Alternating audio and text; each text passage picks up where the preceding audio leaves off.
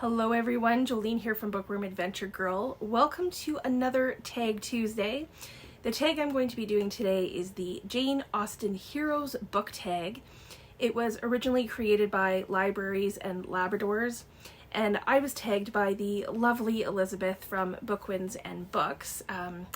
She tagged me many months ago, so I must apologize for just getting to this now. I will leave links to both of their channels and their tag videos in the description box below, so be sure to head on over there and check those out. There are 7 prompts, so let's get started. The first prompt is Mr. Darcy. Pick a book that you thought you wouldn't like but ended up loving. Well, this might seem obvious for this tag, but I have to go with Pride and Prejudice on this one. It is still, I think, one of my most surprising reads ever. I had already read Emma, and I didn't love it, and I thought that probably Austen just wasn't for me. But when I read Pride and Prejudice, I fell in love with the writing, the characters, the story, and the way that Austen used humor. So I am going to go with Pride and Prejudice for this. Number 2, Mr. Collins. Pick a book you said nope to, or DNF'd. It's not often that I DNF a book, but this year I talked about DNFing 2 books. One was supposed to be a buddy read with Michael from Michael Romeo Talks Books, and we were going to read The Three Musketeers, and we ended up just not going ahead with it. Neither of us were really into it.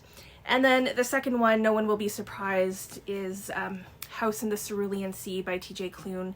I've talked about my disappointment with this a couple of times now, and I still have both of these books, and I may give them another go at some point, especially The Three Musketeers.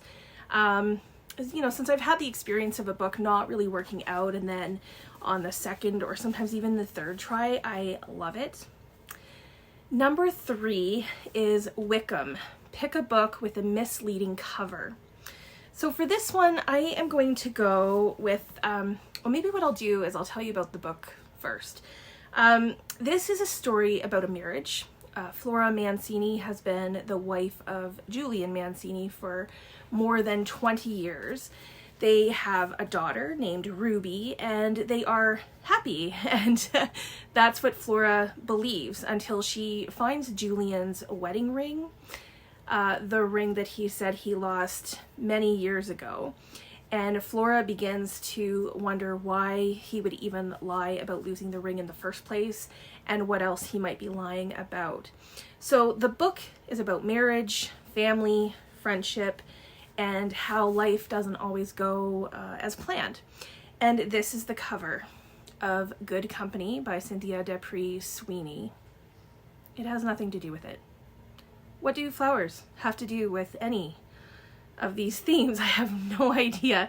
It feels like someone just likes flowers, so they decided to plop some on the cover. It tells you nothing about the story. So I've always thought that this was a strange choice for this cover. Okay, next is Mr. Knightley. Pick a childhood favorite that has stuck with you through thick and thin.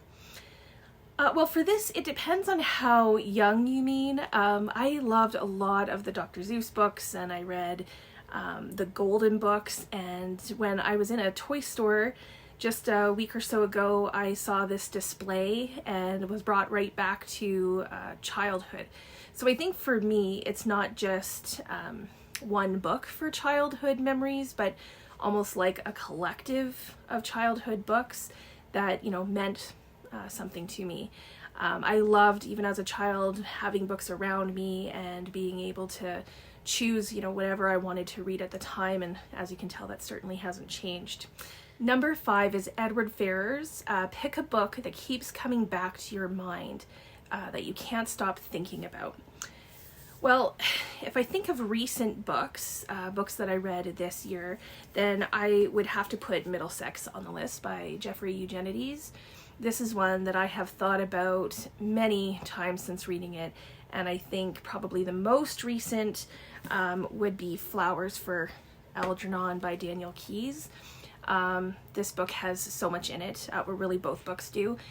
You could really look at so many different layers of both of these stories.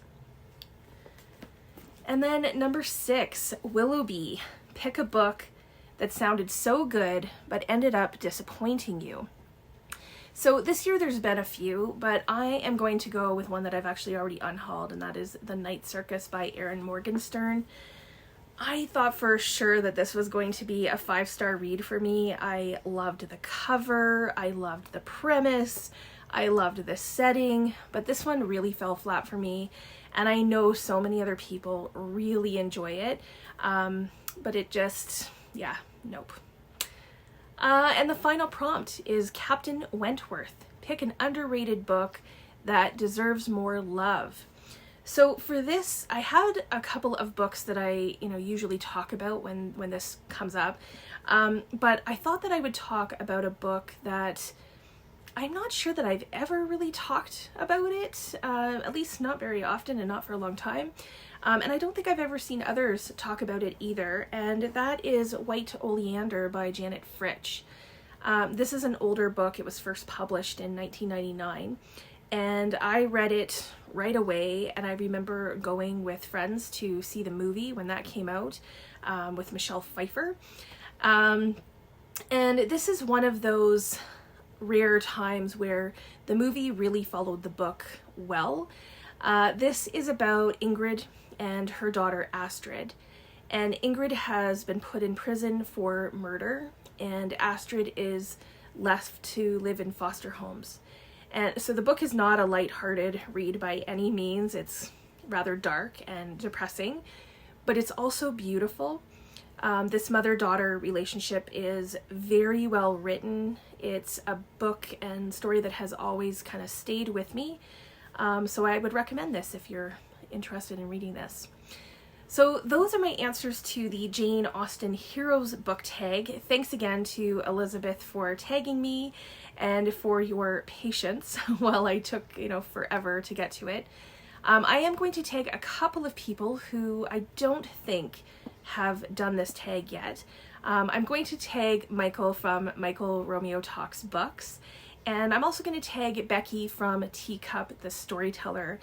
Obviously there's no pressure, but this is a fun tag, and as usual, if I didn't tag you but you want to try it, then please go for it. It's a great tag. Thanks again for watching. I look forward to chatting with you in the comments. Enjoy the rest of your day, and don't forget to make every day an adventure.